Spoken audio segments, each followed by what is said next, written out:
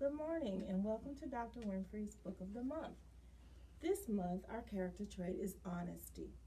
The name of the book we're reading is The Honest to Goodness Truth, written by Patricia McKissick.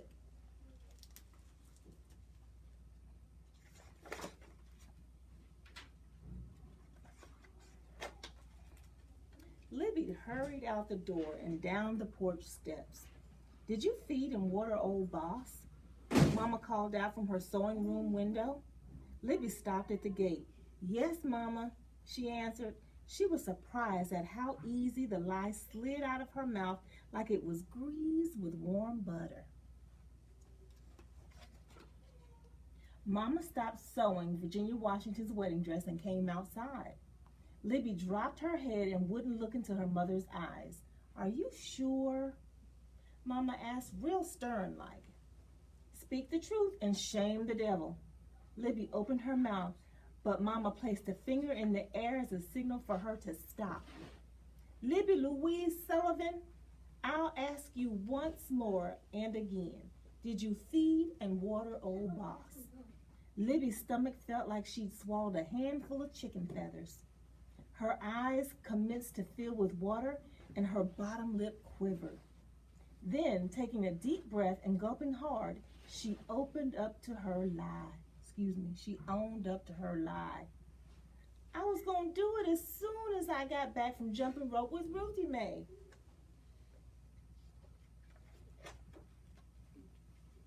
Libby felt a lot better, even though Mama punished her double.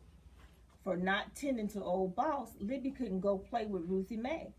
And for lying, she had to stay on the porch the rest of the day. It was the first time Libby had lied to Mama. And as far as she was concerned, it was gonna be the last. From now on, only the truth, she decided. Libby started her truth-telling come Sunday morning. All the children from Bryersville were gathered outside the small church, waiting on Sunday school to begin. Everybody was admiring Ruthie Mae's new dress and matching hat when Libby came skipping up. "Morning, everybody." "Morning, Ruthie Mae," she spoke, all nice. "I like your outfit. It's real pretty. But you've got a hole in your sock." All eyes went from the hat to the dress to the hole. Meanwhile, Libby skipped up the steps and inside the church without ever noticing the hurt on her best friend's face.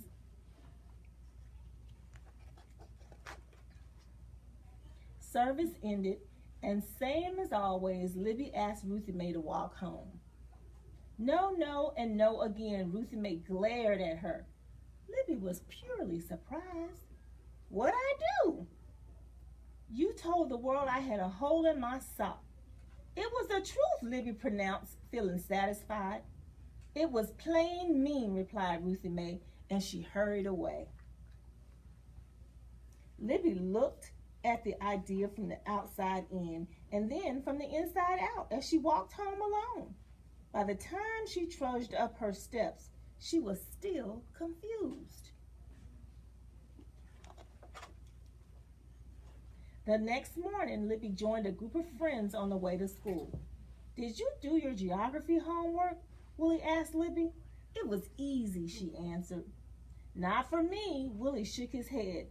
"I didn't understand it, so I didn't do it."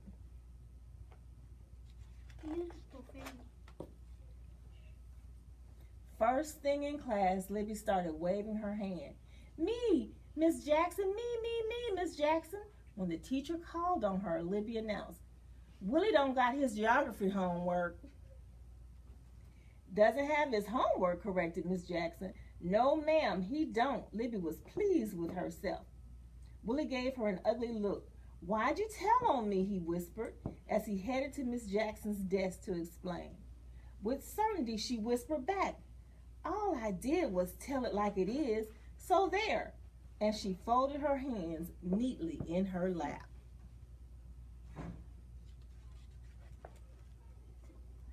Before lunchtime, Libby had a lot of truths. She reminded everybody how Daisy had forgotten her Christmas speech and cried in front of all the parents. She told how Charlesetta had gotten a spanking for stealing peaches off Miss Stacy's tree, and the whole class knew that Thomas didn't have lunch money and had to borrow some from Miss Jackson. By the time school was out, hardly anybody would talk to her. "Why are y'all so mad at me?" Libby asked as her classmates started home without her. On Libby's way home, she wondered why her stomach felt as fluttery as it did when she told the lie. "I promised Mama I would tell the truth no matter how much it hurt," she reassured herself gloomily. "And that's all I've done."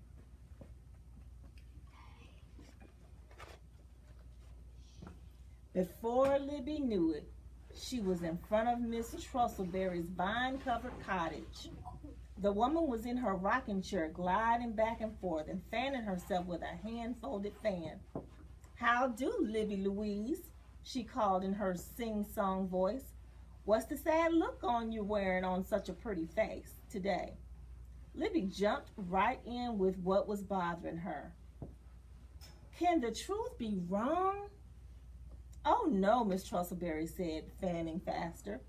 "The truth is never wrong. Always, always tell the truth." "That's what I thought," Libby said, a smile of relief lighting up her face. Miss Trussellberry leaned over the railing to pluck a blossom from one of the vines that grew all over her yard and up her house. "Don't you think my garden is lovely?" Libby thought on it. Ordinarily, she would have just said yes for fear of sounding sassy, but that wasn't the truth.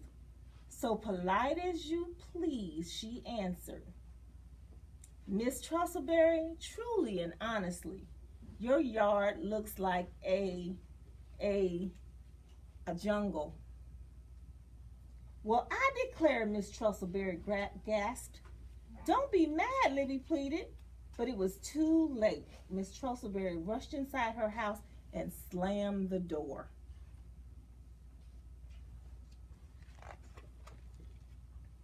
Even though Mama was busy putting the finishing touches on Virginia Washington's wedding dress, she still took time to listen to Libby's problem. "I feel something awful. My friends don't like me no more." "Anymore," repeated her mother.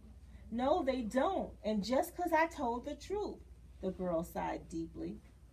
Handing her a needle to thread, Mama asked gently, "Are you sure they're mad at you for telling the truth?"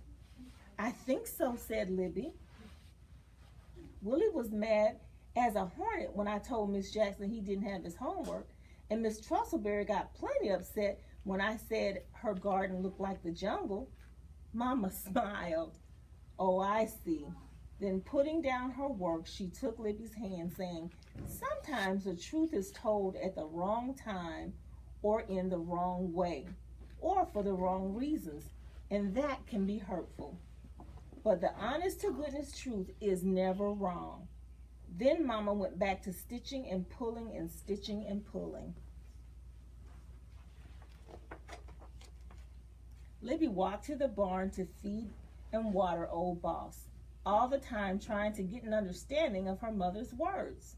Just then, Virginia Washington sashayed out of the fields and past the barn, come for the final fitting of her wedding dress. As she watched Libby brush old Boss, Virginia burst into laughter. "That horse is older than black pepper," she said, shaking her head. "I doubt you could get $1 for that old flea-ridden swayback." And she flounced off toward the house. "Don't say those things about old Boss," Libby called after her, throwing her arms around the horse's neck. She knew he wasn't the fine carriage horse he had once been, but why did Virginia have to rub it in? Now Libby thought back on her own truth-telling, and Mama's words suddenly became crystal clear. The next day, Libby called up to her friends on the way to school. She told Ruthie Mae, "You did have a hole in your sock, but I could have whispered it to you instead of hollering it out for everybody to hear. I'm surely sorry." Ruthie Mae smiled. You finally got it, she said. Libby apologized to Willie, too. I should have let you tell Miss Jackson about your homework. It was unfair. Besides, nobody asked me in the first place. That's all right. But hey, he added, do you think you could help me with my geography homework? No problem, said Libby. Later, Libby talked to all the other victims of her truth-telling. But there was one more person she had to see. On the way home, she headed straight for Miss Tussleberry's house. Libby found her neighbor out front, down on all fours, pulling up flowers and snatching up vines by the roots. When Miss Tussleberry saw her, she wiped her brow with the back of her hand and flashed a full smile. I'm sorry if I hurt your feelings yesterday, Libby said. Libby Louise, you were right, Miss Tussleberry replied. This place had gone completely and uncontrollably wild. But you were so mad at me, Miss Tussleberry waved a dismissing hand. The truth is often hard to chew, but if it is sweetened with love, then it's a little easier to swallow. Libby really did understand. She picked up a hoe and began helping. Things are really looking pretty good around here, she said. And that was the honest to goodness truth.